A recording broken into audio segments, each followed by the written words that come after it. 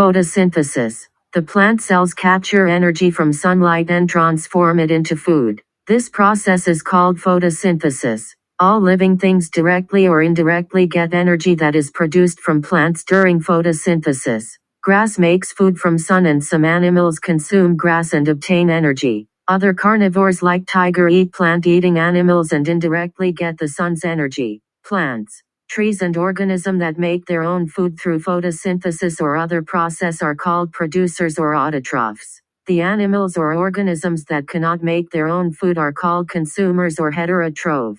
During photosynthesis, the energy from the sun converts the carbon dioxide and water into sugar and oxygen. Thus plants capture sun's energy. They convert the energy into sugar. The plants capture sun's energy through their leaves. The chloroplasts in the leaves capture sunlight and creates a pigment. These pigments in the leaves are called chlorophyll, which gives it a green color. The water in the chloroplast is split into hydrogen and oxygen. The oxygen is discarded as waste product.